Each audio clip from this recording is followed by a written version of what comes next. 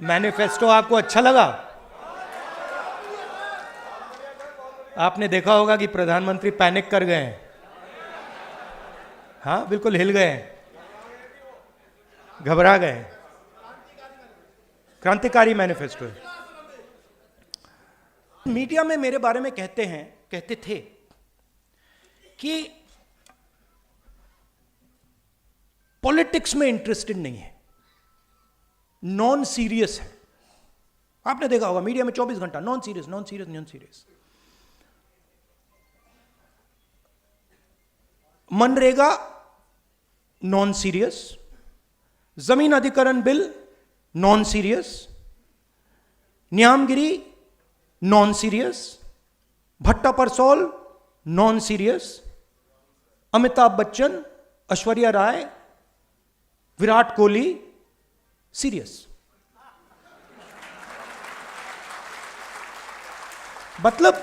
मतलब हिंदुस्तान की पॉलिटिक्स में मान लीजिए ये कमरा है,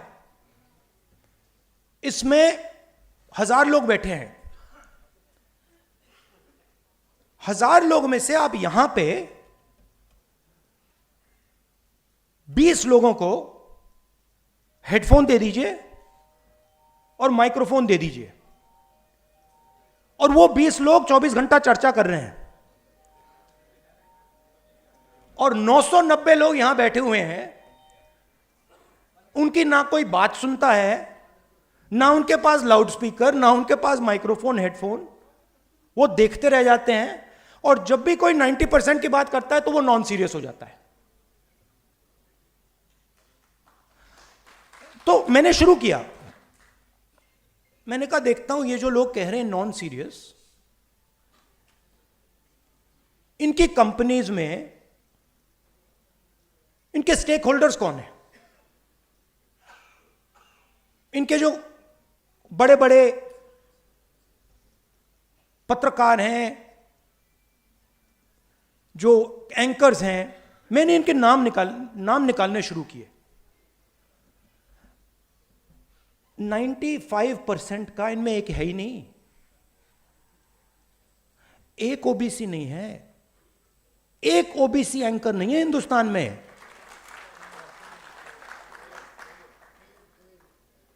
एक ओबीसी एंकर नहीं है, एक दलित एंकर नहीं है, एक आदिवासी एंकर नहीं है।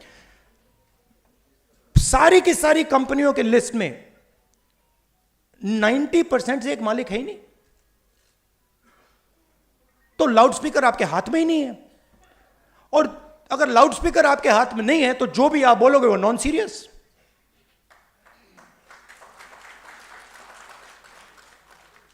मैंने अगर इनके हाथ में लाउड स्पीकर दे रखा है, मतलब फुल पावर वाला लाउड स्पीकर, तो बाकी सब बोले ना बोले वो तो नॉन सीरियस ही होगा। वो सीरियस तो वही है जिनके हाथ में लाउड स्पीकर है।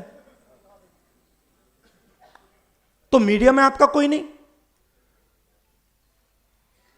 और मीडिया को किसका पैसा जाता है? जीएसटी का पैसा जाता है, सरकारें पैसा देती हैं।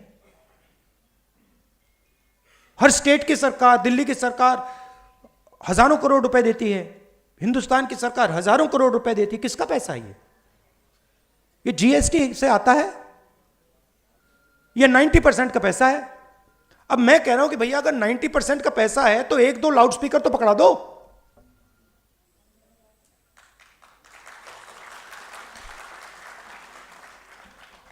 उसके बाद मैंने कहा ठीक है, मीडिया में कोई नहीं तो जुडिशरी को देखते हैं। 650 हाई कोर्ट जजेस हैं, 90% आबादी के पास 650 में से 100, और वो भी छोटे छोटे। और जब तक आप सुप्रीम कोर्ट में पहुंचोगे खत्म। चलिए बड़ी बड़ी कंपनियों को देखते हैं। 200 सबसे बड़ी कंपनियां हिंदुस्तान में, उनके मालिकों की लिस्ट निकालो। 16 लाख करोड़ रुपए, 16 लाख करोड़ रुपए उन 200 में से 25 लोगों को नरेंद्र मोदी ने दिया है। 16 लाख करोड़ रुपया। मतलब अगर आप 25 बार किसान कर्जा माफ करो, हिंदुस्तान का किसान का कर्जा 25 बार माफ करो, उतना पैसा नरेंद्र मोदी ने 25 लोगों को दिया है। 200 में से एक ओबीसी नहीं, एक दलित नहीं, एक आदिवासी नहीं।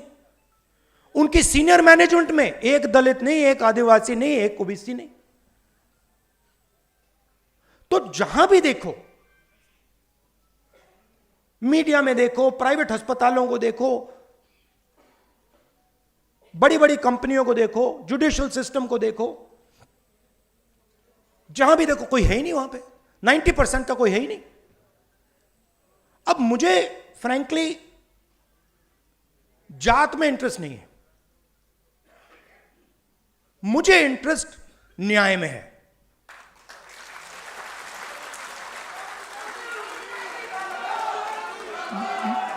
मैं सिर्फ ये कह रहा हूं कि हिंदुस्तान में आज 90% के साथ अन्याय हो रहा है, भयंकर अन्याय हो रहा है।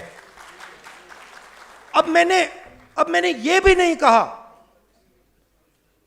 आज तक मैंने यह भी नहीं कहा कि हम कोई एक्शन लेंगे। मैंने सिर्फ यह कहा है कि देखिए, यह पता लगाते हैं कि कितना अन्याय हो रहा है। इसका तो कोई ऐतराज नहीं होना चाहिए। अगर आपको चोट लगे और मैं आपसे कहूं, भैया शांत हो जाए जरा, और मैं आपसे कहूं कि देखिए इनको चोट लगी है, एक्सरे करा लीजिए, तो एक्सरे से किसी को इतराज तो नहीं होना चाहिए ना। मगर आप देखिए, नेशनल मीडिया को देखिए, नरेंद्र मोदी को देखिए, जैसे ही मैंने एक्सरे का शब्द प्रयोग किया, मैंने सिर्फ यह कहा कि टेस्ट करते हैं अन्याय कितना है, सारे के सारे खड़े हो गए। देश को तोड़ने की कोशिश हो रही है, देश को बांटने की कोशिश हो रही है। एक्सरे से क्या बटेगा, कैसे बटेगा? एक्सरे से सिर्फ 90% को यह पता लगेगा कि उनकी भागीदारी कितनी है। अब सारे के सारे देशभक्तों को यह अच्छा लगना चाहिए। देशभक्त क्या चाहता है? देशभक्त देश में न्याय चाहता है। देशभक्त अन्याय थोड़ी चाह सकता है। देशभक्त चाहता है कि हिंदुस्तान आगे बढ़े, देशभक्त चाहता है कि हिंदुस्तान एक दिन सुपर पावर बने, जो भी जैसे भी आप कहना चाहो। तो अगर आप सुपर पावर बनना चाहते हो, चाइना से मुकाबला करना चाहते हो, तो 90% शक्ति का प्रयोग तो करना पड़ेगा। अगर आप 90% की शक्ति का प्रयोग ही नहीं करोगे तो कैसे बनोगे? तो बड़ी इंटरेस्टिंग बात है कि सारे के सारे लोग अपने आप को देशभक्त कहते हैं, सारे के सारे जो अपने को देशभक्त कहते हैं, एक्सरे से डरते हैं। मोदी जी ने 10 साल देश को कहा कि मैं ओबीसी हूं। जैसे ही मैंने एक्सरे की बात की, जाति जनगणना की बात की, नरेंद्र मोदी कहते हैं जाति नहीं।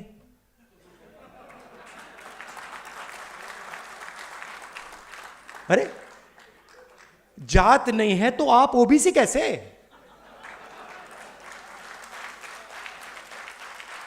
फिर आपको उस टाइम कहना था मेरी तो कोई जात ही नहीं है।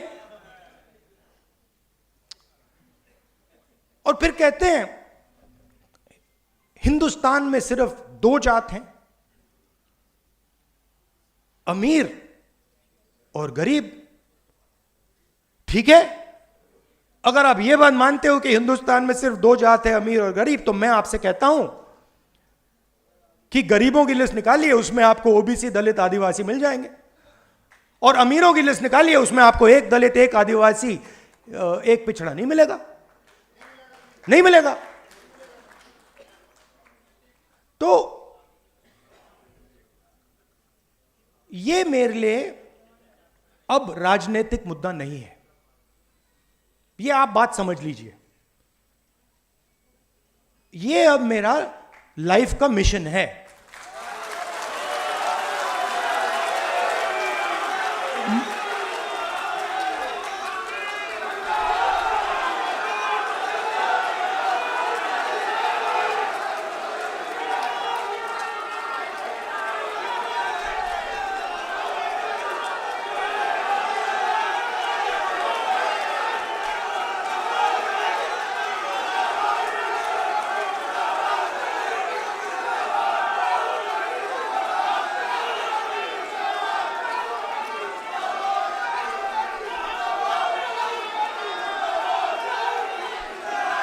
सुनिए सुनिए, अब लाइफ मिशन में और राजनीति और लाइफ मिशन में फर्क मैं आपको बताता हूं। लाइफ मिशन में कॉम्प्रोमाइज नहीं होता है, राजनीति में कॉम्प्रोमाइज किया जा सकता है, लाइफ मिशन में कॉम्प्रोमाइज नहीं होता। और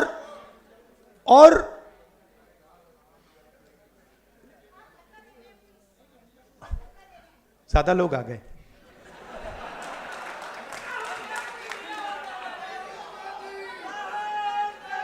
और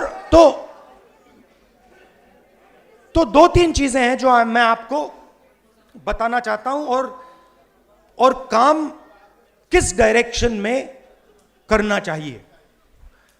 सबसे पहले इसमें एक पॉलिटिकल डायरेक्शन है। पॉलिटिकल डायरेक्शन आपने मैनिफेस्टो में अच्छी तरह देख लिया है। आपने ही कहा कि मैनिफेस्टो क्रांतिकारी डॉक्यूमेंट है, उसमें एक्सरे है, और उसमें जो इनकम इनइक्वालिटी नरेंद्र मोदी जी ने की है, जो 22 लोगों को उन्होंने 16 लाख करोड़ रुपए ट्रांसफर किया, थोड़ा सा पैसा, ज्यादा नहीं, थोड़ा सा पैसा कांग्रेस पार्टी का मैनिफेस्टो वापस 90% को देने जा रही है। थोड़ा सा हमने कैलकुलेट करके 16 लाख करोड़ रुपए नहीं दिया, कैलकुलेट करके हमने जो हमें लगा, जो न्याय हमें लगा कि इतनी मदद करनी चाहिए, हमने मैनिफेस्टो में डाल दिया है। मगर उससे भी ज्यादा बड़ा एक काम है जो आप, मैं और हम सब को एक साथ करना पड़ेगा। देखिए, जो पिछड़े लोग हैं, सबसे पहले ये शब्द मुझे अच्छा नहीं लगता है, ये पिछड़े लोग, ये शब्द अच्छा नहीं है। सबसे पहले इस शब्द को खत्म करना है।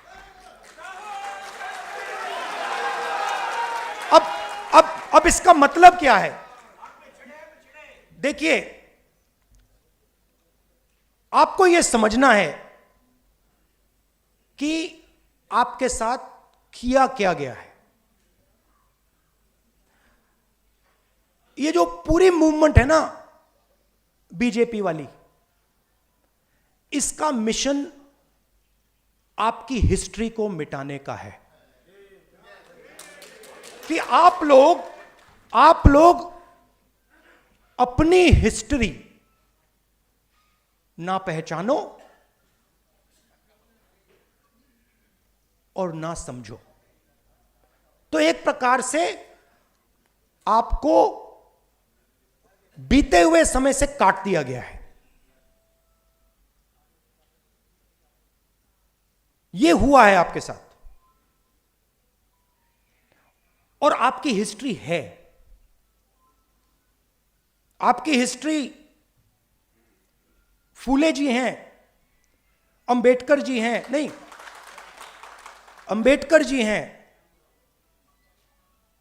मगर वो बहुत चुने हुए लोगों की हिस्ट्री है, 2, 3, 4 लोगों की हिस्ट्री है। मगर एक्चुअली फूले जी जैसे करोड़ों लोग थे जिन्होंने अपनी पूरी जिंदगी 24 घंटा अपना खून पसीना दिया, मगर उनकी कोई बात ही नहीं करता है। तो जो आपकी हिस्ट्री, जो आपकी हिस्ट्री है, जिसको मिटाया गया है, जिसको मिटाया गया है, उसको रिवाइव करना है। आजादी की लड़ाई में मैं आपसे पूछता हूं, आजादी की लड़ाई में आपका क्या रोल था? क्या रोल था आपका आजादी की लड़ाई में?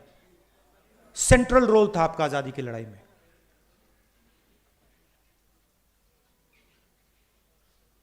आजादी की लड़ाई पिछड़ा वर्ग, दलित, आदिवासी, इन सब ने लड़ी, मगर कोई मेंशन ही नहीं। माइनॉरिटी भी। तो मेरा कहना है कि जब तक हम आपकी हिस्ट्री को रिवाइव नहीं करेंगे,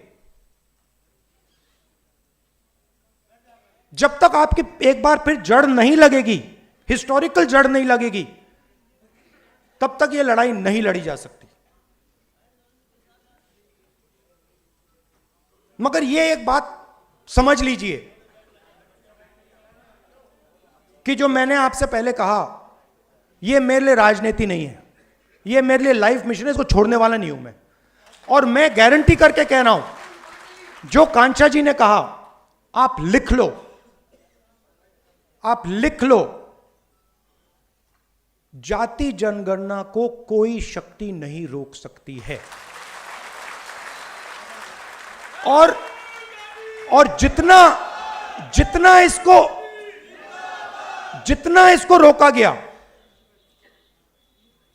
इसको रोका गया, उतनी तेजी से, उतनी फोर्स से यह वापस आएगा। क्योंकि हिंदुस्तान के 90% लोगों को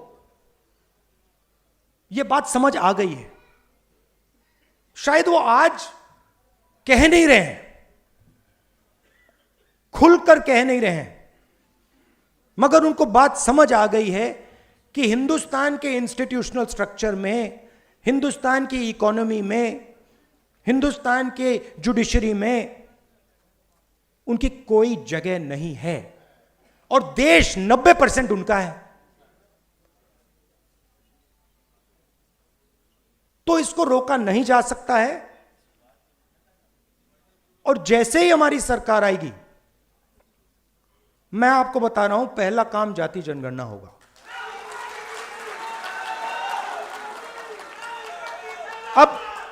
अब आपको ये जो 90% हैं, इनको आपका रोल, आपका काम है, आपका रोल है कि इनको बताना कि देखिए, इस देश में आपकी भागीदारी नहीं है।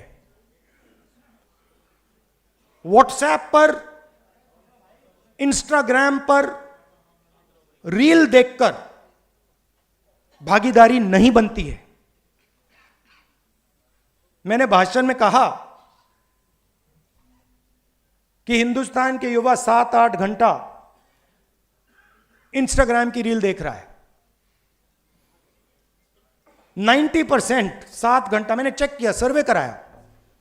हरियाणा में मैंने लोग भेजे, सर्वे कराया कि भाई युवा कितने घंटे इंस्टाग्राम पे हैं। 7 घंटे। मतलब बीजेपी का काम, जो ओबीसी वर्ग है, दलित वर्ग है, आदिवासी वर्ग है, उनका ध्यान भटकाने का है। कभी इधर भेजेंगे, कभी उधर भेजेंगे, कभी पाकिस्तान, कभी चाइना, कभी बॉलीवुड। आप भी उसमें हैं भैया, आप भी 90% में हैं, और आपकी हालत हम जानते हैं। आपको क्या सहना पड़ता है हम सब जानते हैं। तो ये ध्यान भटकाते हैं। ये पूरा का पूरा जो इनको मूवमेंट है, इसका लक्ष्य ओबीसी का ध्यान भटकाना, यही है लक्ष्य। और प्रॉब्लम इनकी क्या है कि ध्यान को आप इतनी टाइम ही भटका सकते हो, और अब वो टाइम आ रहा है कि अब ओबीसी पूछ रहा है कि भैया ये हो क्या रहा है। मतलब राम मंदिर बन गया और उसमें हमारा एक आदमी नहीं दिखा। पार्लियामेंट नया खुल गया, बड़ी पूजा हुई, नरेंद्र मोदी बैठे, मगर हमारा एक आदमी उसमें नहीं दिखा। दलित, आदिवासी, यही तो कह रहे हैं, आदिवासी राष्ट्रपति है हिंदुस्तान में। मतलब ये कौन सी भागीदारी है? हेड ऑफ स्टेट राष्ट्रपति है,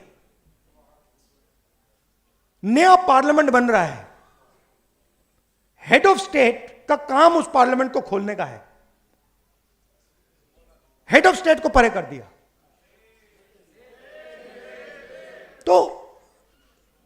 तो लोगों को यह बात समझ आ रही है।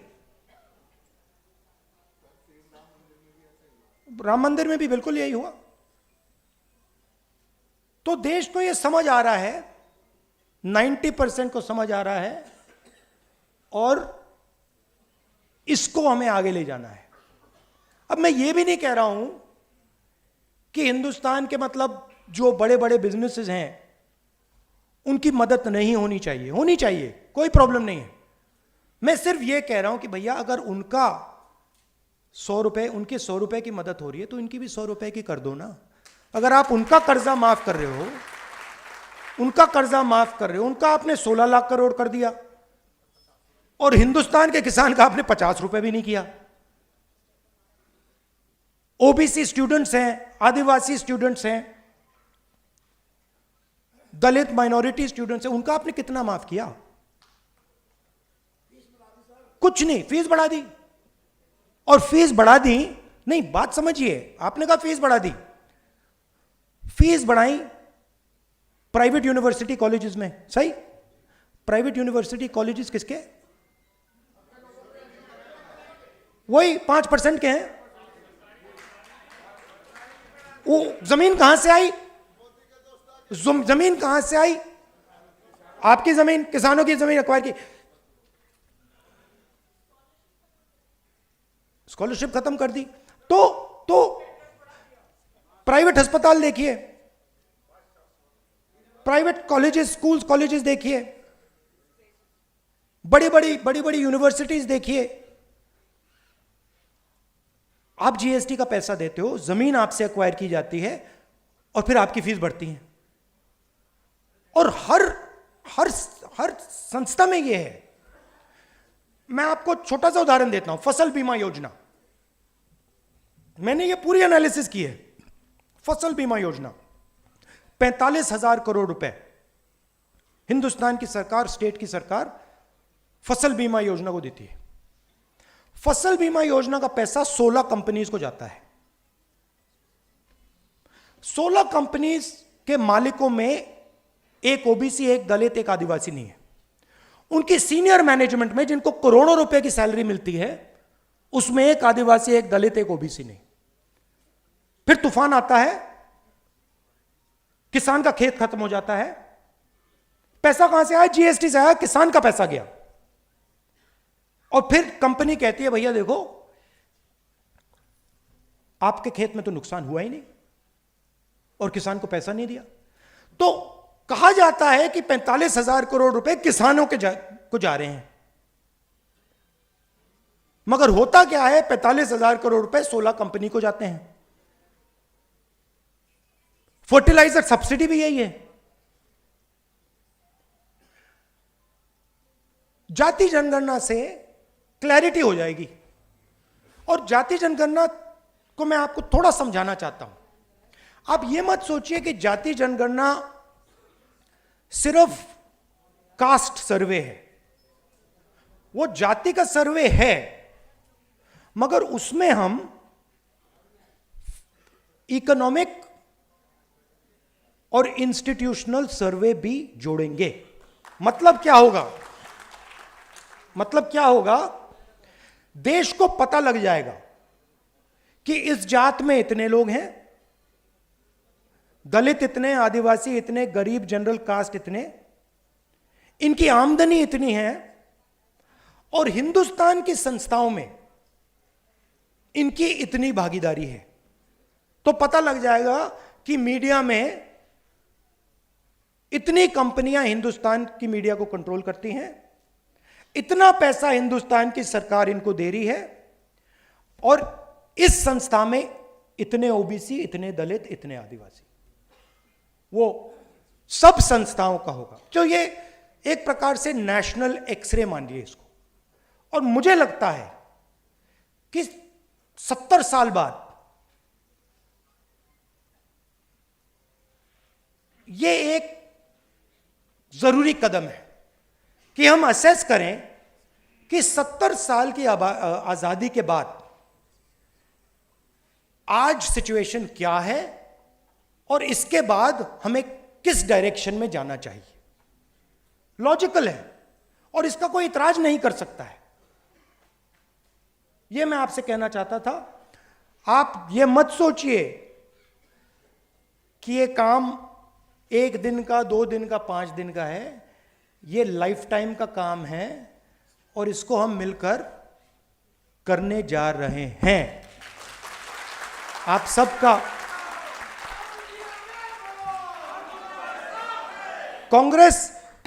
कांग्रेस जनरली क्रांतिकारी काम करती है। आजादी, कॉन्स्टिट्यूशन, हरी क्रांति, सफेद क्रांति, bank nationalization, privy purse, computer revolution, ये कांग्रेस का अब नया क्रांतिकारी मिशन है। धन्यवाद।